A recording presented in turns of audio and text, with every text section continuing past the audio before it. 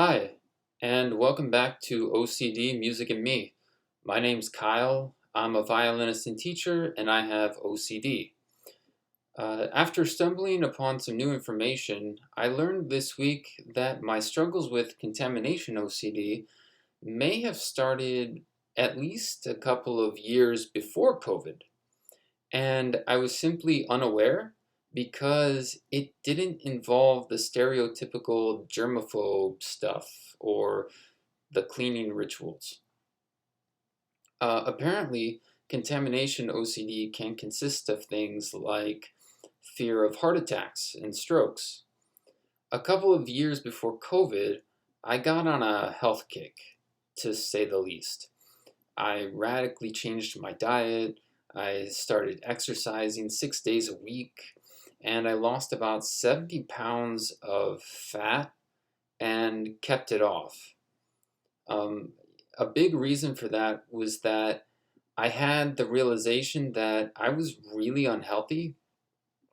And one night, as I was eating some fast food sandwich in my car before a rehearsal, I remember thinking to myself, if I don't change, I'm going to be one of these people that has a heart attack when I'm 45. Um, so I changed my diet so much that it became very plant-based.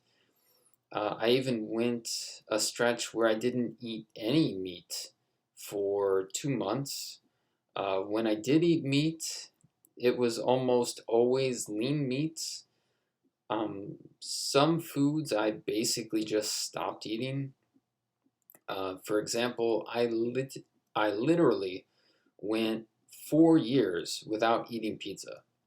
Like, seriously, 4 years, no pizza. And when I do eat something like a hamburger or bratwurst or pizza or whatever, all I can think about is the grease flowing through my veins and coating the walls of my arteries. So when I ate stuff like that, it was very few and very far between. Like, um, 6, 8, 10 months in between. And I ate like that up until the past year or so. Um, Ultimately, because of how extreme my cleaning rituals got, I ended up moving back in with my parents, and they're stereotypical meat and potatoes eaters. So sometimes my choice is eat that or eat nothing. When it came to exercise, I became someone who could, knock out 15 pull-ups in a minute. I could roll out of bed and run 3 miles in 20 minutes. I was even like really flexible, and I was on the verge of being able to do the splits. I worked out 6 days a week, and taking that seventh day off was really hard. So much so that many times I didn't. It made me very anxious. Like, if I took a day off, what if one day turned into 2 days off? And ultimately, I stopped working out altogether and turned back into that unhealthy person I was before.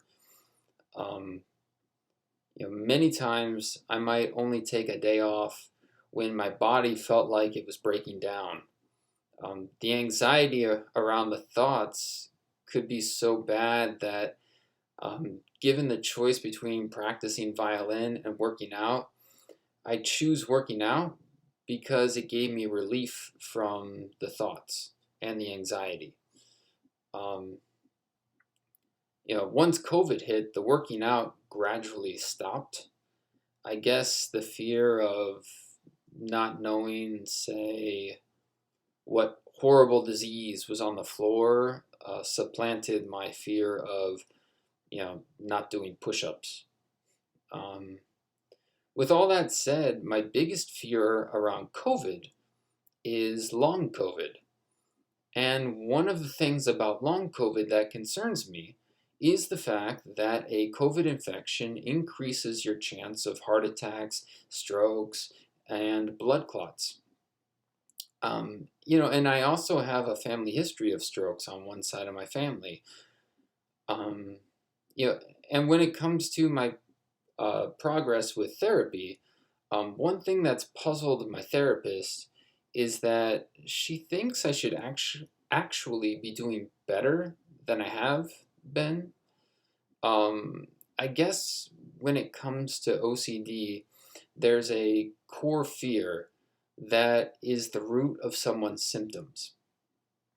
And I guess sometimes figuring out what that core fear is can be the trickiest part. Um, when it comes to my contamination OCD, I thought my core fear was COVID, but it turns out it may just be an extension of that like heart attack, stroke fear that I was already dealing with. So my core fear for my contamination OCD is probably more likely a fear related to death and dying than just simply, catching COVID. It just surprises me that I've probably been dealing with this contamination OCD issue for several years, and I only know about it because of COVID. Uh, Hopefully this realization leads me to getting better faster. Now for some more music. Last week, I talked about the fact that many songs throughout time have shared melodies. So I thought I'd give another example this week, just in case you were skeptical of me for any reason. These are two chorales by Johann Sebastian Bach. Bach was from Germany. He was a composer and performer who could play several instruments very well.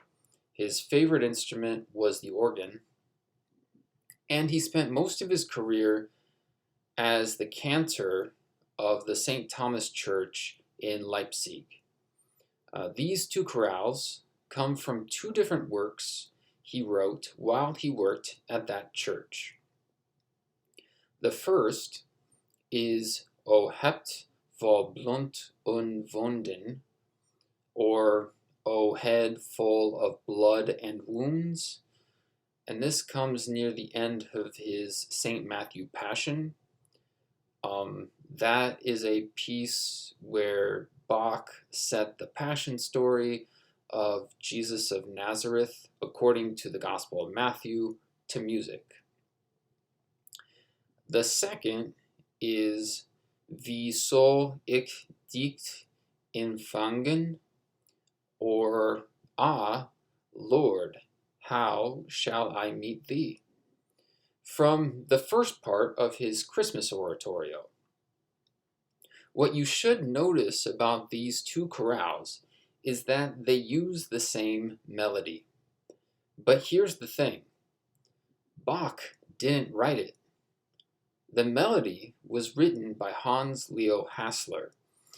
Bach gave the melody different harmonies and used different words depending on when and how he chose to use the melody in these pieces.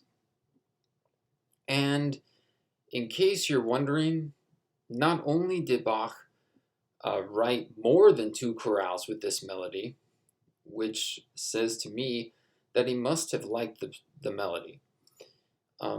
He wasn't even the first person to use Hassler's melody in a chorale or hymn-like setting. And this music can be found in other places throughout the centuries too. One example would be for the Christian hymn, O Sacred Head Now Wounded. And another example is found in popular music, where the singer-songwriter Paul Simon used it for his song, American Tune. Well, that's it for today. Feel free to like and share the video and subscribe to the channel. And feel free to write any comments, questions, or ideas you have in the comments section below.